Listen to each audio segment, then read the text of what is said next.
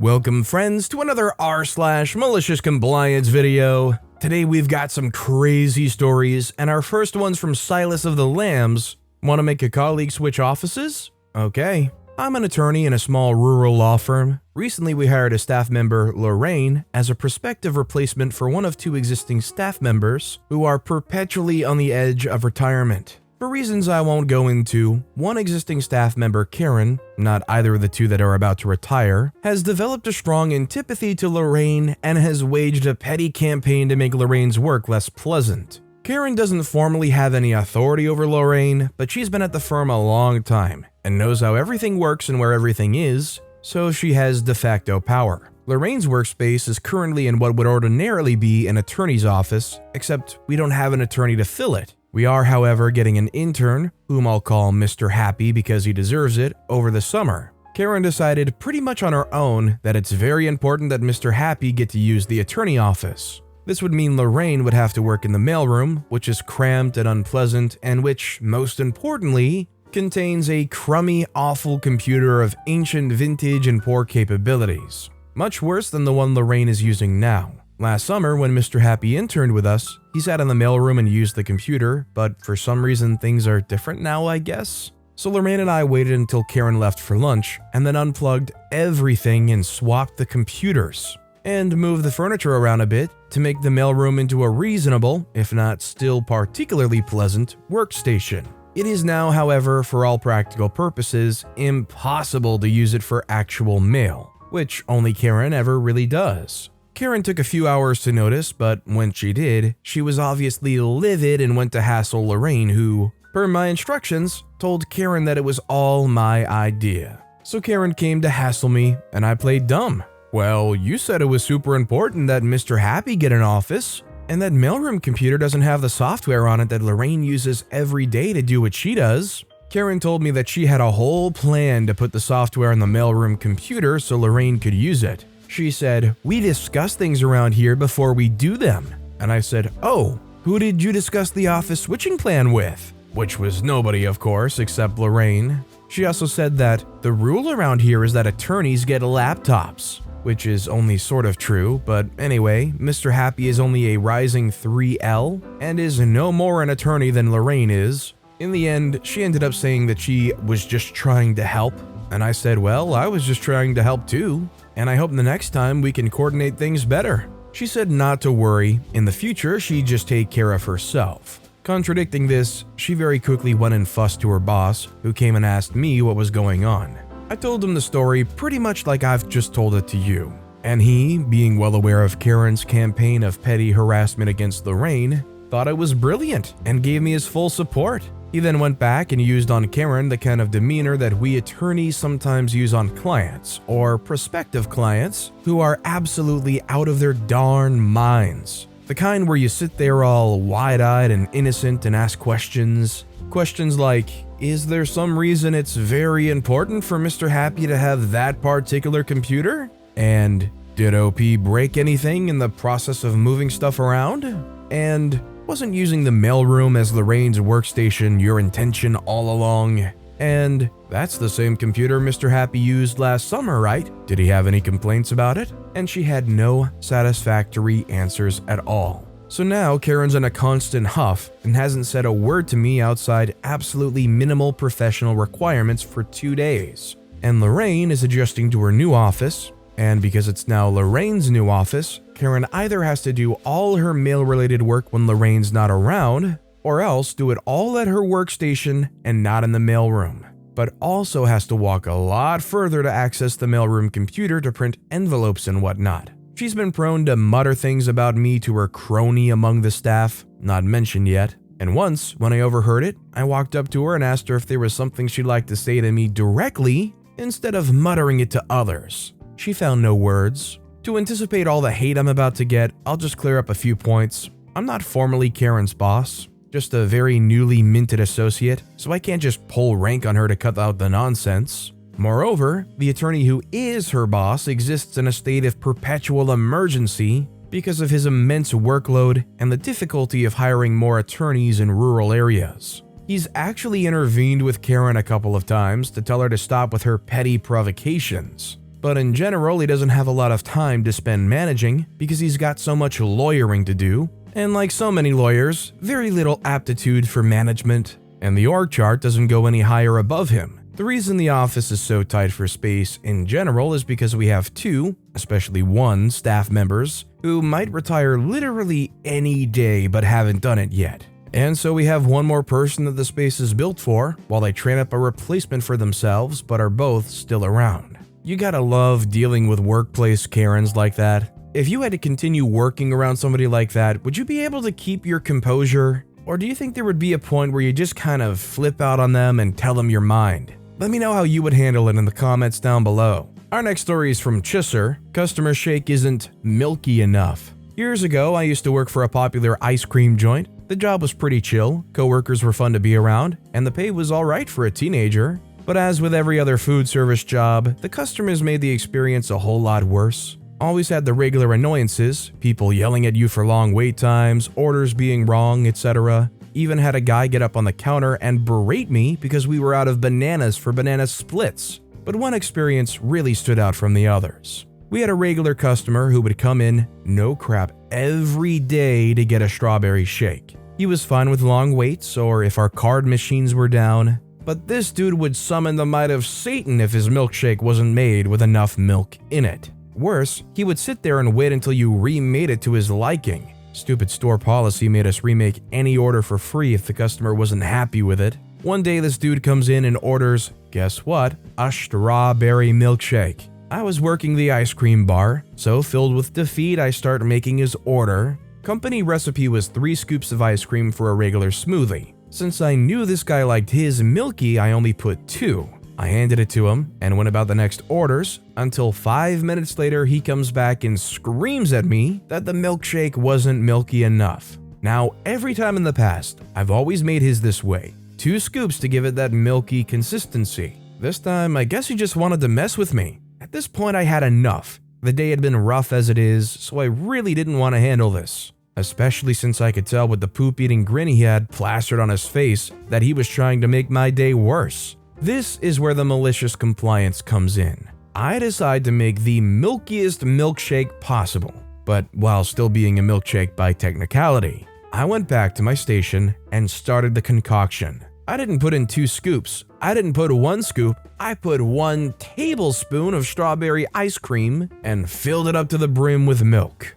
After the pointless blending, I handed him the milkshake he didn't want, but the one he deserved. I watched him with my own poop-eating grin beaming back at him while he tried his milkshake. He took a sip and immediately started berating me that it was just milk. I told him, no sir, I put strawberry ice cream in there just as you asked. I could see the rage in his eyes as he demanded his order be remade. I then politely informed him, our store policy only lets you have your order remade once for free. His face burned bright red as he muttered something under his breath, then stormed out the door, slamming it behind him. Every time after that, he never asked for me to remake his order. A few months later, I got a better job where I didn't have to deal with angry customers. There's a certain level of heck that is for people that not only are just bad customers, but are intentionally trying to make your life and your job harder. Frankly, that guy deserved to get kicked out and banned. Our next story is from Sapphire Rose 11. Wounded orphan bird has other first choices too, Karen. For clarity, this happened a couple summers ago at the discount shop, where employees wear red, and you can always find us in the middle of nowhere or a rundown strip mall. I was the only assistant manager on staff, because we were always short-staffed. Our system was updated, and eventually assistant managers couldn't print off applications for our incapable GMs, and I was bouncing between setting our display of summer decor. I'd opened the box with our cement garden birds, the really fat ones everyone has. And as was evident from the crushed cardboard, our driver had crushed them during the delivery. I put them up on the shelf and threw away the demolished pieces.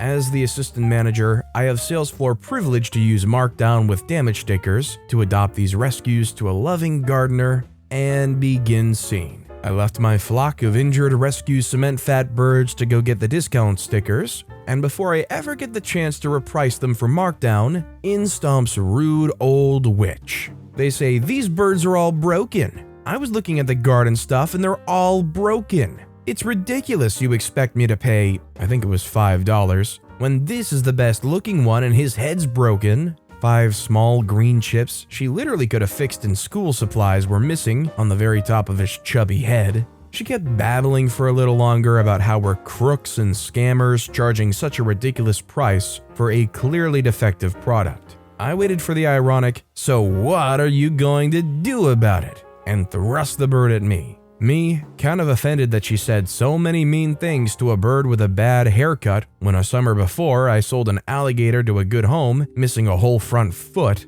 I said, well, it's not his fault this happened. Our delivery drivers are very rushed people who are not gentle. They say, I don't care whose fault it is. I want to know what you are going to do to fix it. Cue malicious compliance. I suddenly remember how she was at one point scolding me because she doesn't even want the bird. He'll make her garden ugly. She's only getting it because she feels she's owed a discount for seeing a broken bird without a discount sticker. I say, well, I'll make sure he gets a good home because you said you don't want him because he's broken. Right, ma'am? Rude old witch suddenly very confused and flustered. No, I want to buy him. I just want to know what you're going to do to make it right with me about this bird. I say, right. And you said he'd make your garden ugly, so I should sell him to someone with an ugly garden that will think he's pretty. Rude old witch growls and walks away. You gotta love in this moment how this rude old witch, their true intentions were revealed through their complaining. I imagine that's definitely a gamble anyways, like, oh, that's awful, it's a horrendous product, it's all broken up, but I'll still buy it, can I have a huge discount? No, Karen, if you don't want it, then don't buy it. By the way, if you're enjoying these stories, make sure to hit those like and subscribe buttons down below so you never miss any of my daily videos. Every video has awesome stories like our final story of the day from Aubergine. This is the price now. So I'm not sure how malicious this is, but I thought it might be quite fun to post. I used to work in a Cath Kidston shop in London, which for those that don't know the brand, CK is very floral vibes, bags, accessories, and very classically British style. When I moved to London, I joined a CK store from a different one, having already been a supervisor. This was a busier shop though, so I started as sales assistant until the following year when I was a supervisor again. The day in question was a Sunday, and I was the only manager on shift. A woman came in with a steep sense of purpose radiating off of her. She came to the till and laid down a quite frankly manky child's backpack. CK does these quite cute child-sized backpacks in all sorts of patterns like flowers, dinosaurs, anything. This one had looked into the abyss and stared back. It was so discolored. There was also some brown stuff scraped along the side as well, which was delightful. The woman proceeds to tell me that the bag is broken, and she wrongly assumes I'm going to be extremely happy to help her. Even I cannot work miracles and return a bag which is definitely a few years old. It roughly goes like this. I say I'm sorry, but this is quite an old pattern, so I won't be able to do a return or exchange for you today. She says, but I just bought this a few months ago, it shouldn't have broken already. I say it's quite possible you bought this at an outlet store, in which case you need to go to an outlet store to return, as the prices would not match. She says, no, I bought this at full price, it was 30 British pounds. I say, I'm sure this pattern's from 2014 or so it wouldn't have been in the store recently. She says, no, I need a refund or exchange, I bought it very recently. I say, do you have a receipt for a refund? She says, no, I bought it recently, but I don't keep receipts. Can't you just take my word for it? At this point, I realize this bag is going to come out to pennies if I find the code for it somewhere inside. But without a receipt, I can offer you an exchange or gift card. She says, why didn't you say that earlier? I say, okay, well, for an exchange that you say is broken, I need to take the bag and record it as faulty. She says, wait, you're taking it? I say, if it's faulty, it needs to go to the warehouse to be looked at. And I can find the product code to find out how much money you can get for your exchange. She says, well, okay, if this gets me an exchange, you can take it. I say, I cannot process a refund without a receipt, unfortunately. It's policy. At this point, I gingerly take this bag that is literally disgusting and open it up to try to find a SKU code on the label. This is the only way to get an accurate record of what the bag is when there's no receipt. Luckily, this bag had a SKU code, and by the first number, I already knew it was an old bag. I type in the SKU into the till, and this bag comes in at a whopping 5 pounds. She literally does not believe me that this is only 5 pounds. She walks around to my side and looks at me typing it in. She looks at the bag to read the numbers and tells me I can't read numbers. I type it in at least 20 times, and each time it comes out at 5 pounds. The lady literally stands there debating with me for another 5 minutes about the price. She's clearly fuming it's only 5 pounds and is trying to figure out whether she wants to even do the exchange. She ends up buying 2 packets of hair clips and complains to me that this will make her daughter cry. I say thank you so much for coming and then proceed to show everyone I work with the backpack covered in poo. Note, and yes, with CK customer service style, I did have to offer her an exchange. This ended up in a lot of customers being annoyed at the price now being exchanged, but they were always the ones who had no receipt and expected somehow to get 50 pounds worth of an exchange when they bought a bag 2 years ago. That is not how time works. I mean, frankly, this lady should walk out of there feeling lucky that they got 5 pounds, and frankly, they took it probably because they realized that was a really good deal they got. But with that being said, that's all the time we have for today. So of all these stories I've read today, which is your favorite and why? Let me know in the comments down below. And if you haven't yet, if you could like and subscribe, that would mean a lot to me. Whatever you do, whether it's liking, subscribing, turning notifications on, all of it helps grow this channel and I appreciate the heck out of it. So until next time, I'll see you all tomorrow with some more stories.